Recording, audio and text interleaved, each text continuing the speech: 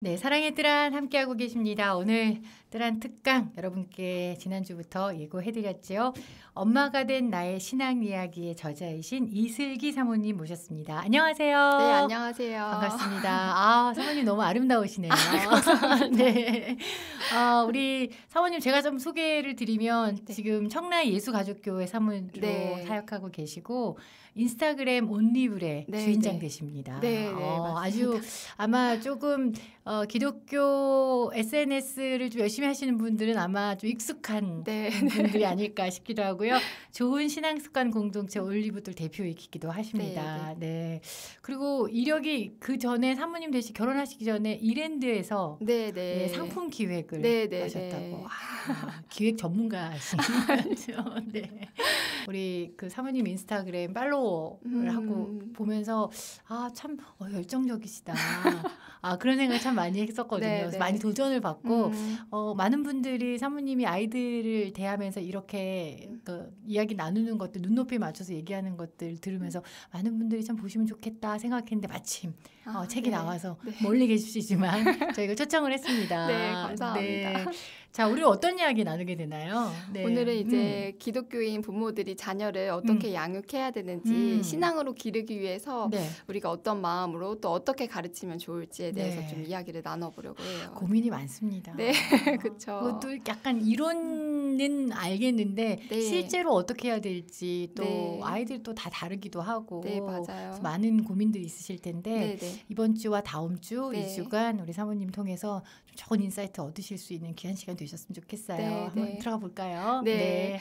네, 앞에서 잠깐 소개해 주셨는데 항상 강의를 시작하기 전에 제 네. 소개를 꼭 드리고 있어요. 네. 왜냐하면은 이게 강의랑 연결되는 부분이 있는데요. 제가 지금 하고 있는 올리블이라는 사역은 저희 가정뿐만 아니라 현재 누적으로 이제 성경 읽기를 하신 분이 3,000분 정도 계시고 네. 이제 누적으로 네. 가정 예배를 함께 하고 계신 가정이 한 500가정 정도 됩니다. 올리브 그래서 소개를 좀 해주세요. 네. 네, 올리블은 네. 좋은 신앙습관 공동체라고 해서 제가 혼자 하기 어려운 것들 함께 모여서 시작했으면 좋겠다라고 해서 뭐 10명, 20명 이렇게 모아서 했던 것들이 네. 지금은 규모가 꽤 커져가지고 이제 몇백 분씩 같이 하고 있어요. 네. 그래서 오늘 제가 이제 전해드리는 말씀은 어떤 특별한 목회자 가정의 이야기가 아니라 이미 많은 분들이 온라인에서 도전하시고 함께 하시고 있는 것이기 때문에 저렇게 또 뭔가 특별하고 저렇게까지는 나는 못할 것 같다라는 마음을 좀 내려놓으시고 좀 편안하게 들어주시면 좋을 것 같아요. 저 목회자 가정이고 사모님이고 목사님이간 할 수 있는 거지 이게 네. 아니라는 거. 네, 그럼요. 예. 네. 성신도 부모님들도 네. 그동안 함께 쭉 해왔던 것이니까 너무 겁내지 말고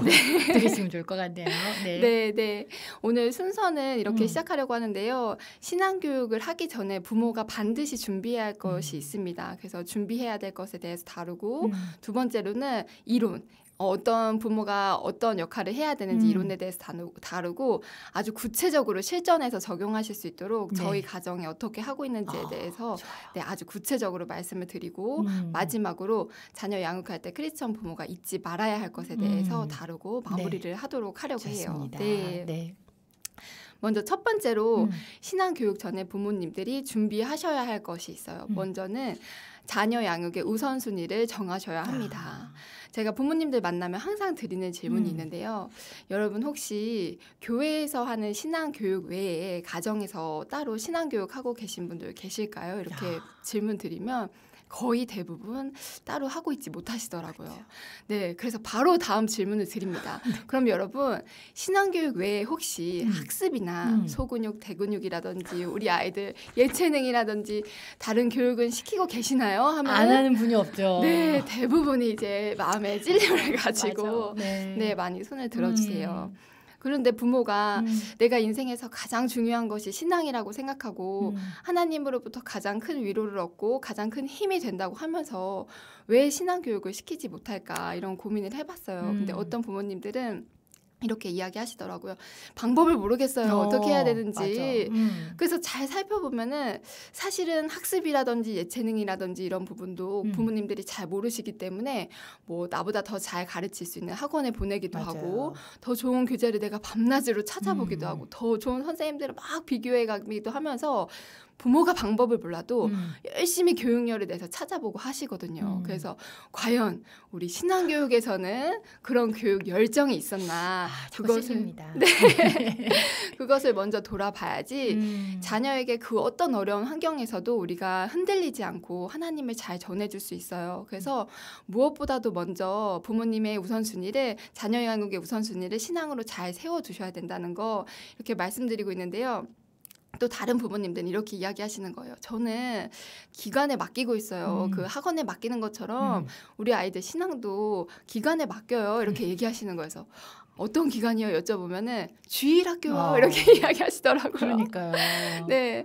그런데 제가 힘주어 말씀드리는 것이 하나님께서 다음 세대를 가르치라고 말씀하실 때 부모에게 가르치라고 말씀하셨어요. 그리고 주일학교가 생긴 역사가 오래되지 않았습니다. 거의 100년 정도밖에 되지 않았고 처음에 생긴 유래는 이제 해외에서 전도를 하다 보니까 부모 없는 아이들이 오게 돼서 그 아이들을 돌보다 보니까 이제 조금 더 부모가 없으니까 더 잘 가르쳐야 돼서 그렇게 가르치기 시작한 기관이 바로 주일학교였어요. 그래서 원래는 하나님께서 부모에게 맡기셨다. 이 열정과 책임감을 가지셔야 되고 특히나 신앙은 일주일에 한 번 1시간의 교육으로는 결코 전할 수가 없습니다. 왜냐하면 이것은 지식교육이 아니기 때문에 내가 더하기를 배운 다음에 곱셈을 배우고 이런 차원이 아니라 내가 하나님을 알고 예수님을 알고 이런 지식으로 끝나는 것이 아니라 우리가 삶에서 그리스도인답게 살아야 하는 영역이 있기 때문에 이것은 같이 사는 부모밖에 해줄 수가 없어요. 그래서 힘주어서 말씀드리는 것은 부모님의 신앙을 바로 세우시고 자녀 교육에 대한 우선순위를 세우셔야지 자녀 신앙 교육을 끝까지 힘있게 흔들리지 않고 하실 수 있다고 말씀을 드리고 있어요. 네. 그래서 여기까지 이제 들으셨으면은 이제 마음의 준비를 다시 하셔야겠다. 네. 내가 해야 된다. 네. 그래서 여러분 이 라디오 방송이 끝나면 자녀 교육에 대한 것도 세우셔야 하지만 제가 더 힘주어서 이야기 드리는 것은 여러분 스스로의 신앙을 위해서 시간을 구별하십시오. 네, 여러분 스스로의 신앙을 구별하셔야지 내가 말씀도 읽고 기도를 하고 그런 시간들을 지켜나가야지 그 시간이 너무 좋아서 우리 아이들에게도 그 시간을 잘 전할 수가 있어요. 그래서 지금 이 시간 자녀에 대한 열정 일으키시기 전에 내가 먼저 부모로서 어떻게 신앙인답게 살아가야 될 것인지 그것을 결정하시면 좋을 것 같아요. 예, 맞습니다. 네. 그래서 이제 마음의 준비를 하셨으면은 이제 본격적으로 부모가 자녀를 어떻게 가르쳐야 될까 이것에 대해서 이야기를 하려고 하는데요. 부모가 자녀가 부모의 소유자가 아니라 부모는 하나님의 대리 통치자이기 때문에 하나님께서 우리에게 어떤 역할로 맡기셨는지를 먼저 잘 살펴봐야 돼요. 그래서 예수님께서 우리에게 어떤 역할이 되어주셨는지를 잘 우리가 먼저 배우고 우리가 그 역할을 대신해서 예수님을 대신해서 아이들에게 그 역할을 잘 해줘야 됩니다. 그래서 예수님이 우리에게 오신 역할 3가지를 항상 살펴보고 있어요. 네. 첫 번째로는 선지자, 두 번째는 제사장, 세 번째는 왕입니다. 이제 이렇게 이야기 들으시면 벌써부터 머리가 지근지근 아니 왜 선지자? 이렇게 자녀 교육하는데 뭐 네. 그렇게 오해하실 수도 있는데 먼저 여러분 선지자는 구약시대에 하나님의 말씀을 대신 전하는 사람들이었어요. 그래서 구약 성경 뒤쪽에 보시면 엄청나게 많은 선지서들이 있습니다. 그 많은 선지자들이 자기의 이야기를 한 것이 아니라 하나님이 전해주신 말씀을 잘 전해주는 사람들이었어요. 그래서 부모는 선지자와 같은 역할로서 자녀에게 말씀을 잘 전해주셔야 돼요. 네. 그래서 내가 더 말씀을 많이 보고 어떻게 하나님이 말씀하셨는지 하나님의 사람답게 살아가는 것은 무엇인지 말씀을 잘 전해주는 부모가 되어야 합니다. 네, 그리고 두 번째로는 제사장의 역할을 하셔야 되는데요. 지금 제사 지내지 않잖아요. 네, 하지만 제사의 의미, 제사장의 의미를 잘 알고 아이들에게 제사장의 역할을 해주셔야 되는데요. 구약시대의 제사는 내 죄를 속죄하기 위해서 내 죄를 속죄하고 하나님께 나아가기 위해서 제사를 드렸어요. 그런데 지금은 예수님께서 모든 제사의 완성이 되어주시고 흠없는 제물이 되어주시고 또 대제사장이 되어주셔서 더 이상은 제사를 지내지 않잖아요. 그리고 우리는 예수 그리스도의 이름을 통해서 기도를 올려드리죠. 그것처럼 우리 아이들에게 제사장의 역할을 해서 우리 아이들이 회개 기도도 하고 하나님께 나아갈 수 있도록 기도의 자리에 함께 나아갈 수 있는 역할을 해주셔야 합니다. 네. 그래서 선지자의 역할, 말씀을 잘 전해주고 두 번째로는 제사장의 역할, 기도의 자리로 아이들을 잘 이끌고 나가셔야 되는데요. 그리고 세 번째는 왕의 역할도 잘 해주셔야 돼요. 왕이라 하면 그분이 우리의 왕이 되시고 우리는 그분의 백성이 된다는 것을 의미하는데요. 우리가 그분의 백성이 된다는 것은 그분의 통치 아래에 살아가는 것을 의미합니다. 그래서 우리가 크리스천 부모들이 자녀들을 어떻게 가르치고 어떻게 살아가야 되는지, 특히나 요즘 시대는 육아에 대한 컨텐츠가 정말 쏟아지는 시대이기 때문에 아이들의 말씀으로 기준으로 해서 가르친다기보다 어떻게 육아 선생님들이 이야기하시는지에 대해서 더 많이 초점을 두시는 부모님들이 계세요. 그래서 과연 이것이 성경적으로 옳은 것인가를 잘 살펴보시고 그래서 우리가 세 가지 역할, 선지자로서, 제사장으로서, 그리고 왕으로서 세 가지의 역할을 잘 해주시면 됩니다. 네. 이제 여기까지는 이론이었고요. 네. 지금부터는 이제 실전에 대해서 그렇다면 이제 선지자로서, 제사장으로서, 왕으로서 어떠한 역할을 할 것인가 이것에 대해서 이야기를 나누려고 하는데요. 네. 이제부터는 여러분 제가 아주 자세하게 말씀을 드릴 거예요. 그래서 제가 저희 아이들과 어떤 성경책을 읽고 있는지 네. 또 어떤 책으로 유익을 얻었는지 책 제목도 알려드리고 네. 와. 여러분들이 바로 아이들과 함께 하실 수 있도록 아주 자세히 알려드리려고 합니다. 이건 저희가 뭔가 홍보를 하는 건 아닙니다. 네, 결코 아닙니다. 네. 네. 그래서 첫 번째 직무, 부모가 선지자로서 아이에게, 자녀에게 하나님의 말씀을 잘 전하기 위해서는 먼저 저는 성경책, 어린이 그림책을 꼭 읽어주고 있어요. 우리 아이들이 어른처럼 성경책을, 두꺼운 성경책을 아직은 읽을 수 없기 때문에 감사하게도 요즘에는 교육이 발달되다 보니 기독교 교육도 많이 발달이 되었어요. 네. 그래서 아주 좋은 어린이 성경책이 시중에 참 많습니다. 종류도 정말 많고요. 네. 그래서 출판사별로 정말 다양하게 나와 있으니까 꼭 기독교 서점 가셔가지고 살펴보시고 네. 우리 아이가 좋아하는 그림체라든지 어떤 말씀이 성경적으로 더 옳고 가까운지를 살펴보시고 네. 꼭 집에 성경책, 그림 성경책을 꼭 구비해 두셔서 날마다 읽어주시면 좋을 것 같아요. 네.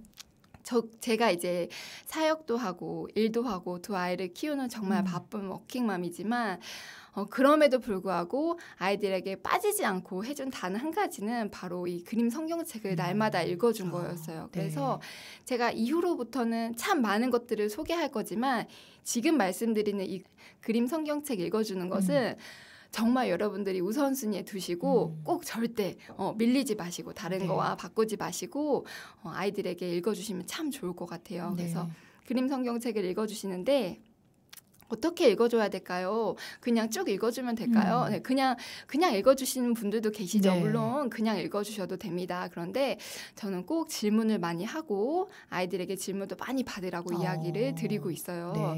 네, 왜냐하면 하나님께서 우리 아이들에게 질문하는 역할로 세우셨기 때문에 저는 아이들에게 질문을 많이 하고 또 아이들도 질문할 수 있는 역할로 세워주라고 알려드리고 있어요. 성경 곳곳에 살펴보면 후일에 내 아들이 내게 묻기를이라는 말씀이 참 많이 나옵니다. 그러면서 이제 뒤에 말씀을 보면은 이것을 왜 하는지에 대한 의미가 나와 있어요. 그래서 아이들이 질문을 하게 되면은 부모들이 왜 하는지 생각을 하게 됩니다. 아, 그렇지. 아무 생각 없다가도 질문을 받으면 한 번 더 생각하게 되죠. 네. 맞아. 예를 들어서 저희 아들이 굉장히 장난꾸러기고 질문도 많은데요. 성찬식을 하는데 막 울고 난리가 난 거예요. 그래서 왜 그러나 봤더니 나도 빵 줘 하면서 그렇지. 네. 성찬식 빵 줘 하면서 울더라고요. 그래서 이 아이에게 성찬의 의미를 잘 알려줘야겠다라는 생각이 들어서 성찬식에 필요한 빵도 집에서 만들고 포도주스도 따르면서 성찬의 의미를 알려주었어요. 근데 막상 알려주려고 보니까 저도 의미를 제대로 잘 알고 있지 못하더라고요. 그래서 부모가 먼저 공부를 하고 아이들에게 전해줘야겠다 해서 그 시간을 만들었어요. 그래서 아이들에게 이야기해 주었는데요. 얘들아, 예수님이 십자가 사역을 하시기 전에 제자들을 모아서 마지막으로 식사하셨어. 그리고서 얘기하셨어. 얘들아, 너희는 내 죽음을 기억해야 돼. 기념해야 돼. 그런데 어떻게 하라고 하셨냐면 이 빵을 찢으면서 기억하라고 하셨어. 이 빵이 찢길 때마다 예수님께서 우리를 위해서 몸이 찢기신 것을 기억하라고 빵을 찢고 포도주를 마실 때마다 예수님께서 우리를 위해서 흘리신 피를 기억하면서 아, 맞아. 예수님이 나를 위해서 몸이 찢기고 이 피를 흘리셨지. 예수님의 죽으심을 기억하는 방법을 알려주신 거야. 이게 바로 성찬이야. 네, 라고 알려주면서 네. 그렇게 알려주면 아이들이 잘 이해해요. 그런데 이 의미는 너무너무 중요해서 어른들이 의미를 잘 알 수 있는 나이부터 시작하자라고 정했기 때문에 아직 어린 너희들은 시작할 수 없는 거야 라고 이야기를 해주면 네. 성찬식의 의미를 알기 때문에 그 성찬식이 되면은 먹고 싶지만 참으면서 또 아 저런 의미로 어른들이 하는구나라고 잘 배우면서 네, 기다리게 돼요. 그래서 그렇게 질문하는 아이로 자라게 하기 위해서는 부모님이 먼저 많이 질문을 해주셔야 돼요. 그래서 어린이 그림책 읽으실 때 왜 이렇게 하나님이 말씀하셨을까? 왜 선악과는 먹지 말라고 하셨을까? 왜 삼손은 이렇게 얘기했을까? 하나님보다 더 이 여자를 사랑했기 때문이야 라고 성경에 담긴 의미도 잘 설명해 주시면 네. 성경의 그냥 스토리뿐만 아니라 그 안에 담긴 의미도 아이들이 잘 알 수 있게 돼요. 그래서 질문을 많이 해주셔서 정말 질문이 넘쳐나는 시간 되고 또 그 질문들을 그냥 넘기지 마시고 네, 부모님이 먼저 고민하시고 또 어떻게 전해주면 좋을까 이렇게 같이 고민해 보시면 정말 유익한 시간 되실 거예요. 그래서 네, 어린이 그림책 읽어주실 때 꼭 질문을 해주시고 두 번째로는 네. 어린이 그림 성경 사모님 두 번째 넘어가기 전에 네네. 질문이 있어요. 네네. 근데 사실 나도 잘 모르는데 네. 어려운 거 물어볼까봐 질문하는 소리를 못 하겠거든요. 네네. 왜냐면 만약에 질문을 했는데 내가 잘 모르겠어. 네. 그럼 어떻게 대처하면 좋을까요? 저는 여러분 그 교역자분들이 여러분들을 돕기 위해 계신 분들이에요. 그래서 궁금한 것이 생기시면 네. 꼭 안전하게 내가 그 교회 생활하고 있는 분들께 질문을 해서 네. 우리 교회에서는 어떻게 정리를 하고 있는지 많이 물어보셔야 돼요. 저는 한국 교회에서 질문이 많이 사라진 게 안타까워요. 제가 지금 현재 올리브를 사역을 하고 있는데 그 안에서 사람들이 정말 많이 질문을 하시거든요. 근데 교역자와의 거리가 너무 멀어서 질문을 못 하시는 거예요. 그게 네. 너무 안타깝더라고요. 하지만 저는 교회가 하나 되기 위해서는 성도들이 궁금증이라든지 왜냐하면 교단마다 또 교파마다 다 다르기 그쵸. 때문에 교회 안에 목사님에게 질문해서 바른 정답을 얻는 것이 가장 안전하고 건강하다고 생각해요. 그래서 먼저는 교역자분께 물어보시고 혼자 궁금증을 해결하시려면은 주석 성경 좋은 것들이 많이 있습니다. 그래서 정말 백과사전처럼 절마다 아주 자세하게 나와 있기 때문에 두꺼운 주석 성경 이렇게 집에 한 권씩 두시고 네. 궁금하실 때마다 찾아보시면 도움이 많이 되실 거예요. 그림 성경과 주석 성경. 네. 좋습니다. 네. 네. 두 번째로는요, 말씀을 읽어주실 때 부모님이 꼭 먼저 은혜를 누리셔야 돼요. 제가 이제 그림 성경책 꼭 읽어주세요 이야기를 드리면 간혹 이제 아주 피곤한 아빠분들께서 몸이 건조하게. 네. 누워서 이제 얘들아 근데 예전에 하나님이 이렇게 말씀하셨어. 아담과 하와한테 먹지 말라고 하셨어. 이렇게 읽어주시는 분들 계시는데 네. 너무 그 피곤함을 이해하지만 사실 성경책은 다른 그림 동화책과는 전혀 다른 것이 우리가 믿음으로 읽어나가는 책이잖아요. 그래서 내가 먼저 그 믿음으로 은혜를 누리고 내가 먼저 그 말씀을 통해서 충분하게 하나님을 알아갔다면 사실은 좀 더 믿음으로 아이들에게 읽어줄 수 있어요. 그 아담과 하와가 선악과를 먹은 사건은 우리가 그냥 무미건조하게는 절대 읽어줄 수 없는 사실 세상에서 제일 슬픈 날의 시작이었습니다. 우리 모두가 죄인이 될 수밖에 없었던 아주 슬픈 날이고 또 그 범죄함으로 인해서 그 아담과 하와의 자녀들 사이에는 살인 사건이 벌어지기까지 했습니다. 이 모든 전후 문맥을 아는 부모님들은 그냥 쉽게 간편하게 그냥 그림책, 동화책 읽어주듯이 읽어줄 수 없는 정말 뼈아픈 말씀이에요. 그래서 내가 먼저 그 은혜를 누려야지. 그냥 실감나게 구연동화를 하라고 말씀드리는 것이 아니고요. 조금 부족해도 괜찮습니다. 다만 부모님께서 먼저 믿음으로 읽어주셔야지 우리 아이도 여느 동화책과는 다른 이 책은 믿음으로 하나님이 말씀하신 이야기구나라는 믿음으로 읽어가실 수 있습니다. 그래서 부모님이 먼저 신앙생활을 잘 지켜나가시면은 유익이 되실 거예요. 네. 중요한 부분입니다. 진짜. 네. 네. 그리고 뿐만 아니라 시중에 살펴보시면 성경 그림책뿐만 아니라 아이들에게 교리도 잘 전해줄 수 있는 그림책들이 많아요. 네. 그래서 특히나 아까 말씀해 주신 것처럼 우리 아이들이 궁금한 게 너무 많아요. 예를 들면 엄마 천국은 어떤 곳이에요? 라고 물어보면 어머니들이 잘 모르시니까 그냥 대답하기가 애들 눈높이에 맞춰 설명하기가 쉽지 않아요. 그래서 천국은 그냥 좋은 곳이야 이렇게 이야기하기도 하시는데요. 제가 정말 좋았던 어린이 교리책 중에 한 가지를 소개드리면은 네. 생명의 말씀사에서 나온 책인데요. 예수님은 우리를 천국으로 초대하세요라는 책이에요. 아이들 그림책인데요. 그림책이 정말 좋은 것이 어려운 교리를 그림으로 담아놨기 때문에 정말 쉽게 읽어갈 수 있어요. 그래서 이 책은 첫 번째 이제 편지로 시작을 해요. 예수님의 초대장으로 시작을 하는데요. 천국잔치에 초대하시는 그 성경 말씀이 잘 녹아져 있는 그림으로 표현을 한 거예요. 그래서 예수님이 우리를 천국에 초대하셨는데 그곳은 어떤 곳이냐면 너희들 초콜릿 케이크 먹고 뭐 미끄럼틀 많고 너희들이 좋아하는 것만 가득할 것 같니? 라고 시작을 하면서 천국이 어떤 곳인지 하나하나 말씀에 따라서 설명을 해줍니다. 먼저 천국에 오면은 이 땅이 완전해질 거야 라고 하면서 그림을 통해서 부족했던 땅들, 자연 훼손됐던 땅들이 다시 살아나고 다시 완전해질 거라는 것을 보여주고요. 그리고 깜깜했던 우리 마음들, 죄 때문에 까맸던 우리 마음들이 예수님이 다시 오실 때 아주 아름답게 변한다는 거. 우리가 다시 예수님을 찬양하고 그곳에는 어떤 곳인지를 아이들 그림책을 통해서 아주 잘 알려주고 있어요. 제가 특히 좋아하는 장면인데요.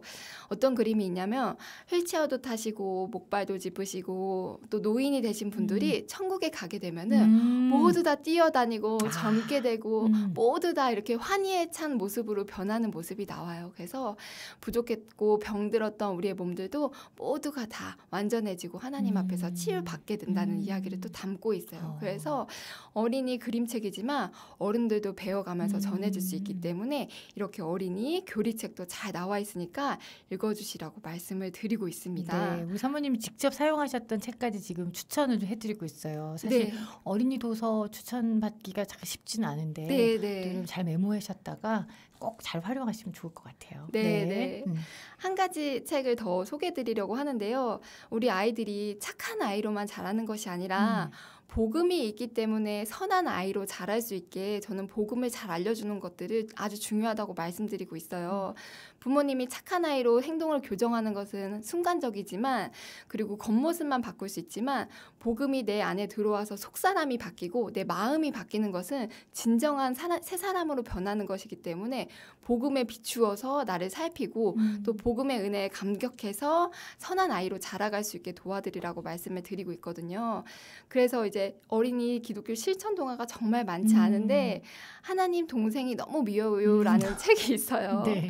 형제 간에 너무 싸우는데 이 그림책을 보다 보면 또 형제 간의 싸움이 막 일어날 때 어떤 재미있는 아저씨가 와서 우리 함께 여행을 떠나보지 않을래? 라고 하면서 초대를 하는 내용으로 시작을 해요. 그래서 가보니까 예수님이 나를 위해서 십자가에 못 박히신 그 장면을 보고서 돌아옵니다. 그래서 그 장면을 보면서 왜 이렇게 예수님이 우리를 위해서 십자가에 못 박히셨는지 이야기를 잘 해주고 아이가 이제 감격을 해서 복음에 비추었기 때문에 그래 나도 내 동생이 잘못한 것들을 충분히 용서해주고 있는 모습 그대로 용서해줘야겠다라고 그런 고백이 담겨있는 책이에요. 그래서 이런 책들을 읽어주시면 당장에 이 책으로 변화될 수 있겠어? 라고 의심하실 수 있지만 저는 부모의 100번의 가르침보다 진정으로 복음을 만났을 때 사람이 변화된다고 믿기 때문에 여러분 우리는 열심히 심고 물을 주면 언젠가 하나님이 자라게 하실 거기 때문에 부지런히 말씀을 전해주시라고 알려드리고 있어요. 그리고 마지막으로 가정 예배를 통해서 말씀을 꼭 전해주라고 이야기를 드리고 있습니다. 가정 예배는 사실 정말 많은 가정에서 도전하고 싶지만 도전하지 못하는 과제이기도 해요. 실패도 많이 하죠. 화딱지 나서 그냥 끝내기도 하고 시작했다가.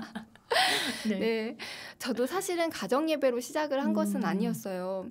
저희 아이들에게 제가 학원 강사도 했기 때문에 정말 기독교도 잘 알려주고 싶은 거예요. 그래서 논문도 찾아보고 책도 찾아보면서 다음 세대에게 기독교를 잘 알려줄 수 있는 기독교 교육은 무엇일까라고 막 찾아봤는데 믿음의 선배들은 하나같이 가정 예배를 이야기하더라고요. 그래서 이것은 더 미루면 안 되겠다. 나부터 시작해야 우리 공동체 안에 있는 사람들도 시작할 수 있겠다라는 생각을 해서 열심히 준비를 했습니다. 가정 예배를 드리니까 참 좋은 것이요. 가정이 말씀 안에서 이야기를 할 수 있는 게 정말 좋아요. 특히나 부부가 이제 살다 보면 밑바닥에 있는 모습을 많이 보게 되잖아요. 그런데 말씀 앞에 다시 자리를 앉고 우리 가족만 모여서 이야기를 하다 보면 또 회개하는 시간도 갖게 되고 솔직한 내 죄의 모습을 고백하기도 하고 또 미안했던 마음들을 다시 사과를 하기도 하면서 가정 안에서 말씀으로 하나 되는 정말 유익한 시간이에요. 그래서 꼭 가정 예배를 지키시기를 말씀드리는데 방법이 너무 어렵잖아요. 그래서 맞아요. 시중의 책들도 우리 아이들이 읽기에는 너무 어렵고 특히나 영유아 친구들은 아직 글을 모르기 때문에 어떻게 드려야 될까요? 이렇게 고민하시는 분들이 많으세요. 그래서 저는 그냥 주일학교 예배를 가정으로 가지고 왔어요. 그래서 주일학교 예배로 나온 교재를 그냥 가정에서 사용하면 좋은 점이요. 이미 그 안에서 콘텐츠가 개발되어서 과마다 영상도 잘 나와 있고요. 막 암송 챈트도 나와 있고요. 그리고 교사용으로 나와 있는 교재가 있기 때문에 부모도 공부가 되고 아이에게는 눈높이가 맞춰서 아이들 눈높이에 맞춰서 말씀을 잘 전할 수 있기 때문에 그 교재를 그냥 그대로 사용하시면 가장 좋은 예배가 되더라고요. 그러네요. 네. 근데 어떤 분들은 너무 유치하지 않을까요? 걱정하기도 하세요. 그런데 여러분 저는 어린이 예배가 한 번도 유치하다고 생각한 적이 없어요. 제가 아이들과 함께 예배드리기 위해 영유아부 예배를 갔을 때도 저는 보호자로 가는 것이 아니라 제가 예배자라는 마음으로 항상 예배에 임했거든요. 그래서 전도사님이 전해주시는 말씀이 우리 아이에게 들려주는 그냥 교훈이 아니라 하나님이 나에게 전해주시는 말씀이라고 생각해서 부지런히 들었고 또 찬양도 아이들이 재롱잔치처럼 아이들이 하는 것들을 보는 것이 아니라 제가 더 열심히 찬양하고 율동했었어요. 그래서 예배의 수준은 예배의 내용에 있는 것이 아니라 예배자의 태도에 있다고 저는 말씀드리고 싶어요. 네. 그래서 우리 아이들의 눈높이에 맞춰서 드리는 예배이지만 부모가 어떤 마음으로 드리는지에 따라서 아주 깊이 정말 진실된 나눔까지 할 수 있어요. 그래서 저도 처음 아이들에게 가정 예배를 통해서 엄마가 죄인인 것을 알려주었거든요. 엄마도 죄인이라서 며칠 전에 그렇게 우리 갈등이 있었을 때 이렇게 한 것 같아 너무 미안해라고 이야기를 했거든요. 그래서 가정 예배를 통해서 꼭 아이들에게 하나님을 잘 알려주시고 가정이 하나님 안에서 하나 되는 시간이 되시기를 바랍니다. 물론 쉽지 않으실 거예요. 많이들 시간 싸움이라고 이야기하시는데요. 저는 가정 예배는 시간 싸움이라기보다 죄와의 싸움이라고 생각해요. 왜냐하면 우선순위를 세워나가는 것이기 때문입니다. 그래서 내 마음에 우상이 무엇인지를 잘 살펴보시고 내가 아이들과 외식도 하고 좋은 데도 소풍도 가고 또 학원도 보내고 다른 모든 것들을 하는데 왜 가정 예배를 드리지 못할까? 이것은 나의 우선순위가 무너졌기 때문이다. 나의 죄와의 싸움이다. 이것을 꼭 기억하시고 가정 예배를 꼭 지켜나가셨으면 좋겠습니다. 아멘. 네. 자, 우리 오늘 이슬기 사모님과 함께 그 이야기를 나눴는데 엄마가 된 나의 신앙 이야기의 저자이십니다. 이 책이 지우 출판사에서 출판이 됐는데요. 다음 시간까지 계속 이야기를 나눌 겁니다. 그 정말 시작할 때 엄마가 분명한 그 방향성을 잡는 게 너무 중요하다고 말씀하셨는데 저도 이제 아이가 좀 많이 자랐습니다만 그게 없으면 너무 정보가 많이 쏟아지기 때문에 맞아요. 진짜 이리 허우적 저리 허우적 하다가 완전히 세상으로 나가지도 못하고 그리고 교회 안에 완전 들어오지 못하고 이것도 아닌 저것도 아닌 그런 양육 태도를 갖기가 참 쉬운 것 같아요. 저도 좀 그러지 않았나 후회가 되는데 분명한 방향성을 딱 가지고 가치관을 가지고 출발하면 좋겠다는 말씀 오늘 주셨고요. 그리고 아이들과 함께 해야 될 아주 기초적인 이야기를 나눠주셨는데 아마 제가 광고를 드렸어요. 어린 아이들을 두고 있는 부모님뿐만 아니라 어린 아이들 손주들을 좀 양육하고 있는 할머니 할아버지도 정말 많이 듣고 계시거든요. 내가 어려서 젊었을 때는 너무 먹고 사느라고 바빠서 아이 신앙교육을 신경을 많이 못 썼는데 지금은 내 손주 내가 좀 한번 챙겨보겠다 하시는 분들이 많이 계시더라고요. 근데 어떻게 해야 될지 모르겠다 하시는 분들에게 오늘 이 시간 또 다음 이 시간이 큰 도움이 되지 않을까 싶습니다. 우리 사모님과는 다음 주에 계속 또 이야기 나누도록 하겠습니다. 고맙습니다. 네, 감사합니다.